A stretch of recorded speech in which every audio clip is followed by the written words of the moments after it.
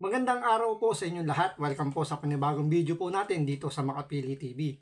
Ngayon po ang pag-uusapan natin itong reaksyon ni Atty. Libayan kung saan kini-question niya yung rekomendasyon ni Rapi Tulfo na bakit daw suspension lang at di kagad sibakin itong nangyaring tangkang panghahalay ng motor taxi rider ng angkas ang kanyang pasahero at muntik pang pagnakawan.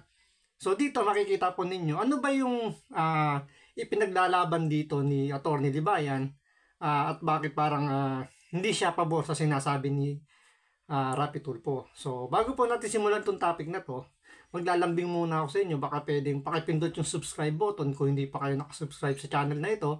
At pakilike na rin po yung video na to. Wala naman pong bayad dyan. So tuloy po natin kung ano ba itong ipinaglalaban ni Atty. Libayan tungkol dito sa sinasabi ni Rapi Tulfo. Huwag na tayo maglokohan, no?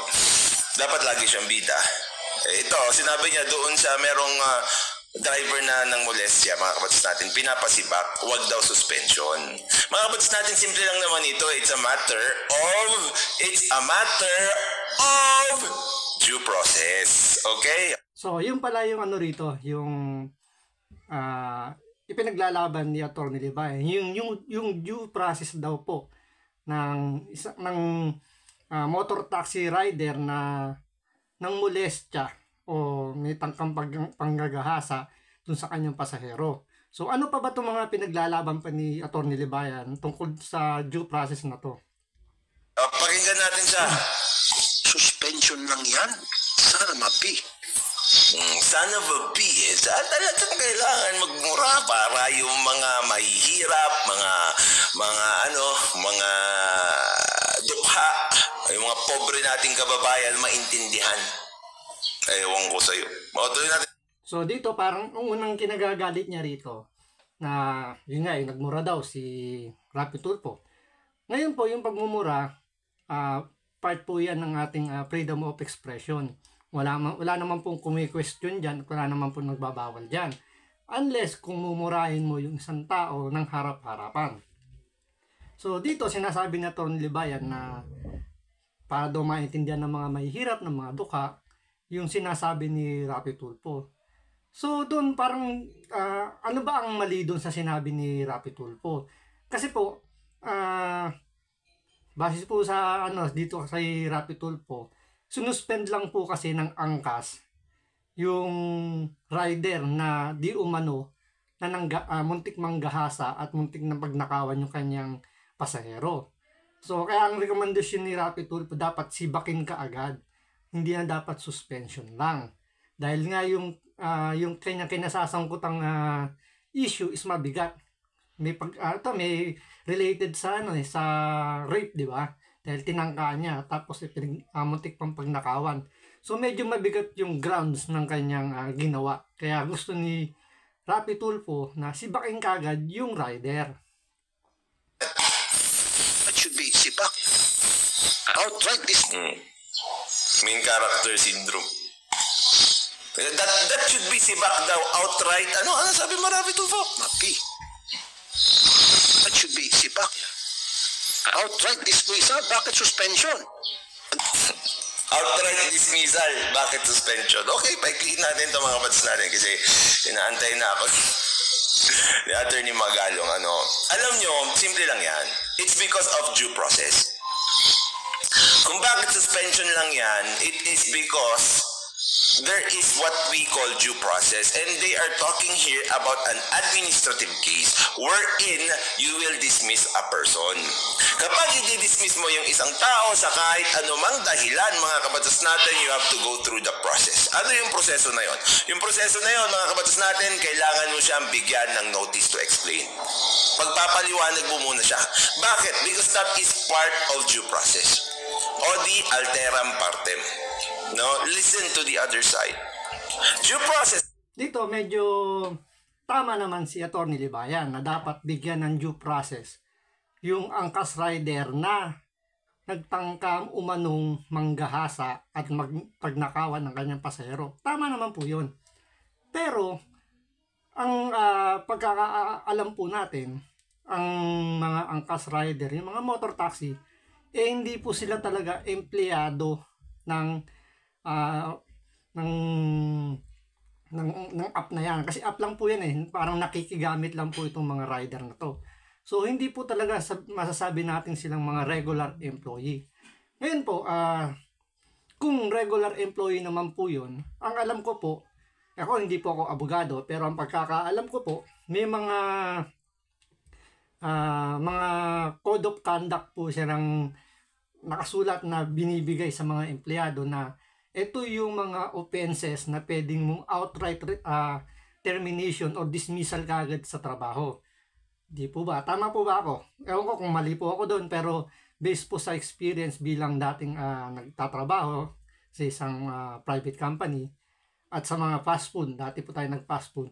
Di ba po ba, pag nasa fast food ka, ewan ko lang kung ngayon kung ini-exercise pa rin yung gantong practice, na once ikaw ay nahuling kumakain ng product ng pinagtatrabuhan mo, sa fast food to na naka-duty ka pa, tinatawag nila pilferage daw yun, is outright pwede ka agad sibakin ng manager.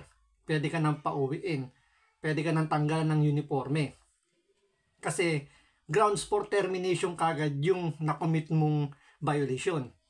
So, ganoon din naman sa ibang trabaho, di ba? Merong mga grounds na outright pwede ka agad sibakin kahit wala ng due process.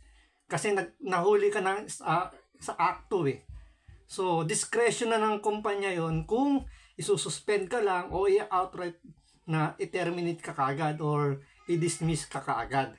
Yung pong aking pagkakaintindi. Ewan ko lang po kung tama ako. Sa mga kabats natin, simply states that everyone has the right to be heard. So, kailangan mo muna siyang pakinggan kahit overwhelming na yung ebidensya na ginawa niya yun.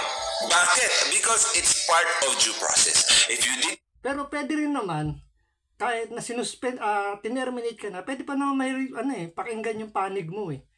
Para makapagpaliwanag ka bakit mo ginumit yung ganong klaseng violation sa code of conduct ng yung pinagtatrabahuan. It's either suspension or termination. Pwede ka naman mag-explain eh. Diba? not follow due process, magkakaroon ng problema doon sa actions na kukunin mo. Like for example, mga kapatid natin, kapag sinibak agad yan, tapos hindi dumaan sa due process, well, valid yung pagsisibak. Pero yung tao o yung employer o yung kumpanya na nagsibak dyan, they can be liable for damages for not following due process. Doon, tama naman si Atty. Libayan. Pero, kung halimbawang hindi nagustuhan, halimbawa, ganito nangyari, in-outright dismissal yung empleyado, like itong yung angkas rider, in-outright na i-terminate kagad siya. So, pwede naman niyang i-appeal sa DOLE yung kanyang reklamo na bakit siya in-outright i-terminate kagad siya. So, pwede pwede niya i-contest sa DOLE yun.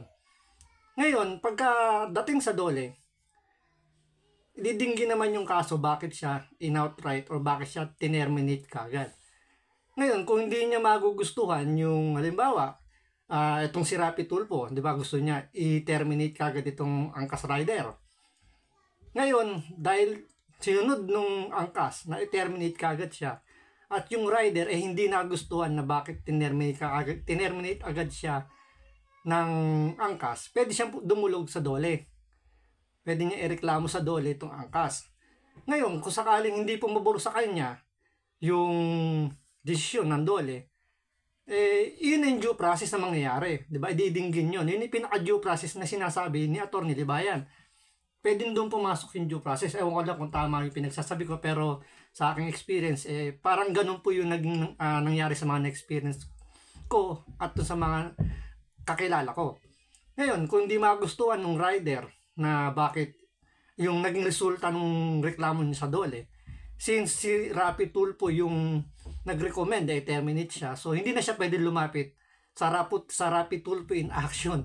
So, yung angkas rider pwedeng humingi ng tulong dito kay Atty. Libayan para sa kanyang legal counsel na i-apila o ireklamo si Rapi Tulfo at ang angkas bakit siya tinerminate kaagad. Pwede naman siguro gano'n, Atty. Libayan, di po ba? Para naman katapano matulungan mo tong angkas rider na sinasabi mong hindi mabibigyan ng due process kung sakaling i-terminate kagad siya nitong angkas. Gets? Tama na yung suspension. For the meantime, because that is what you call preventive suspension. Pero, depende po yan yung sa grounds na commit niya. Kasi may mga ano naman yan may mga grounds for termination tong mga pinipirman. Like, halimbawa, nahulihan ka ng drugs or nahuli ka sa akto during your office hour, nahuli ka nagda-drugs. Tingin mo ba isususpend ka lang?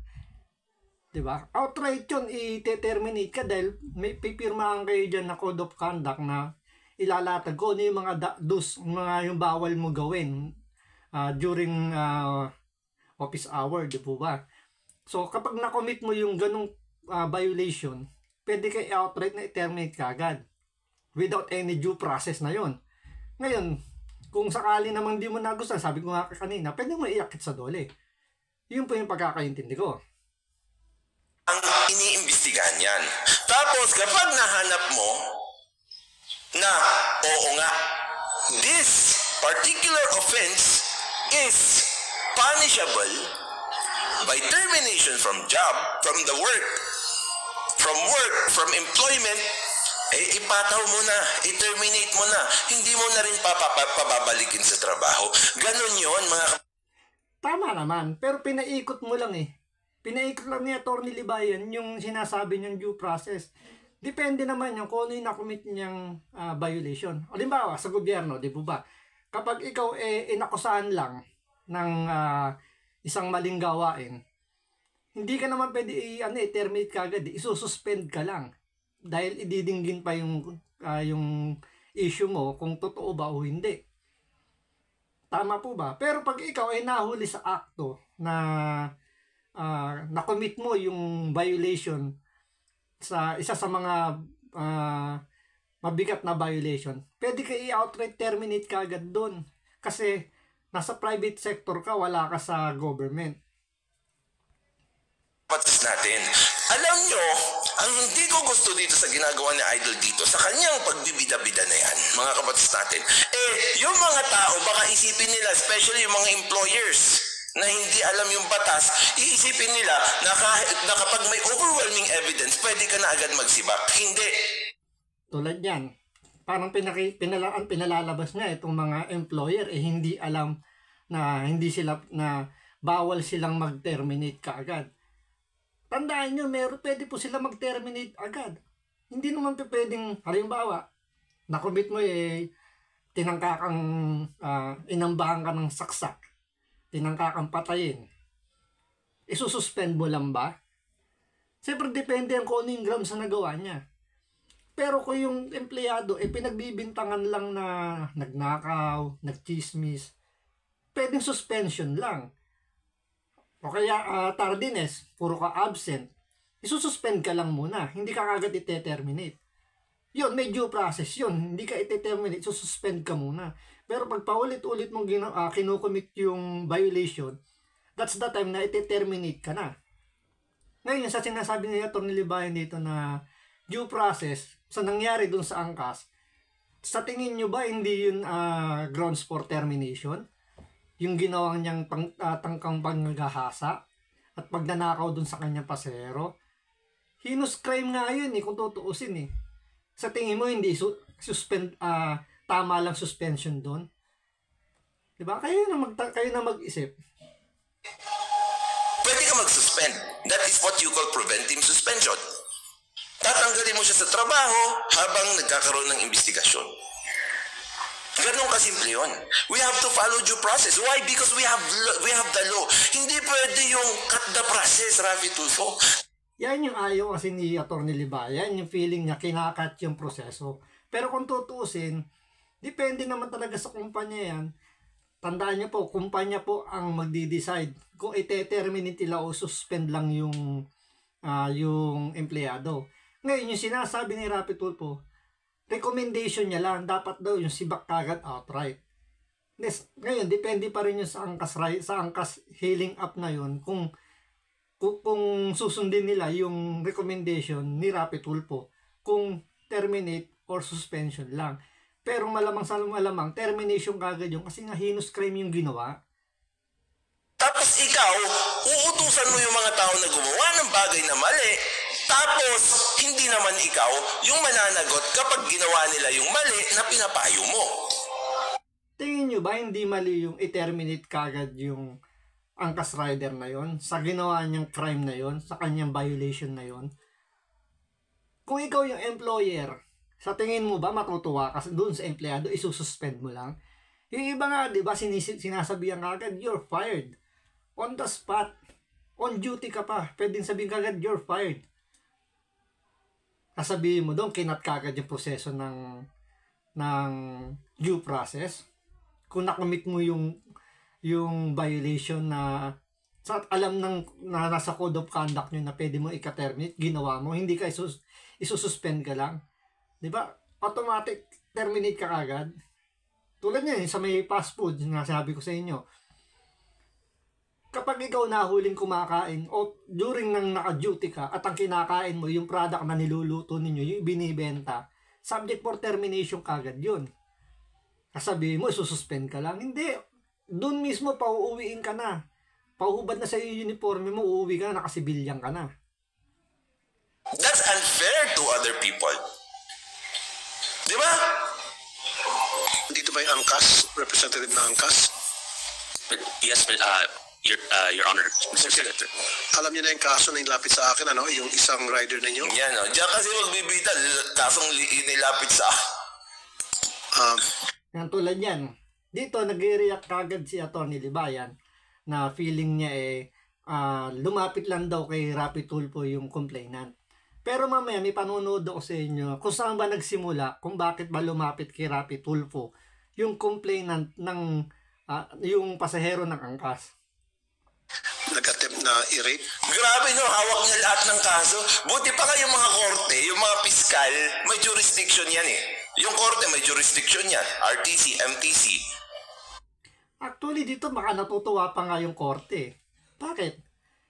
Siyempre, nababawasan yung trabaho nila.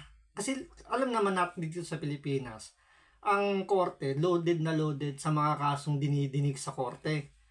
So, kung doon pa lang kay Rapi Tulfo, nasusolusyonan na at hindi na kailangang umabot sa korte, hindi na nadagdagan yung load ng mga korte natin. So, isa ito sa mga ayaw ni Atty. Libayan dahil nga hindi na dumadaan sa abogado dahil nawawalan sila ng trabaho. Kaya nga iba napupunta na lang sa pagbablog. Di ba, attorney? Court of Appeal, Supreme Court, may jurisdiction. Itong si Rapi Tulfo, lahat jurisdiction niya. Putik yan.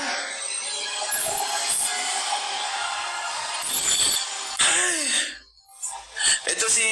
Tulad yan, nagagalit siya, nagmura raw si Rapi Tulfo dahil sana mabi. Sabi niyang ganon. Siya sinabi niya, putik. Parehas lang naman yun, iniba lang yung terminology.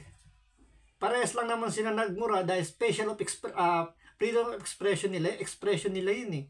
So it's normal lang naman eh, di ba? INC, sabi ni Atty. Liban, paano yung officer na nagtanggol ng kanyang tao pina-return to unit without the right to be heard? Is it illegal dismissal? Alam nyo, yung dismissal, dismissal is different from due process. Pinaliwanag sa atin ng batas natin yan, okay? O, tulad niyan, minimekos-mekos tayo dito. Palagay ko parang minimekos-mekos tayo rito ni Atty. Libayan. Pinaliwanag daw dito sa batas natin. Baka batas niya lang kasi batas natin eh. Hindi naman niya sinabi sa saligang batas natin. Di ba? Sa batas niya kasi, kung ano yung batas niya, yun yung pinaniniwalaan niyang tama. Kaya nga natalo siya sa debate, di ba? Kaya nga nag-0-3. Dahil natalo siya dun sa pinaniniwalaan niyang tama. So, wag tayo masyado magpapaniwala pag sinabi niyang na-discuss natin to sa batas natin. Kasi batas niya lang yun. Hindi yun talaga yung batas na ini-implement sa buong Pilipinas. Pag magdi-dismiss ka ng isang tao, you must have the grounds for dismissal. Iba yun. Tulad yan, sinabi niya. Sa kanya nang galing. Kapag magdi-dismiss ka ng isang tao, dapat may grounds. So, kung na-commit niya yung violation, yung sa grounds na yon, subject for dismissal or termination na yun. Pwede mo i-outright kagad na sipain, you're fired. Tama ba? Iba rin yung due process. Pwede na valid yung dismissal pero hindi sumunod sa due process. Okay? Sabi niya, pwede tama yung dismissal kahit di na dumaan sa due process.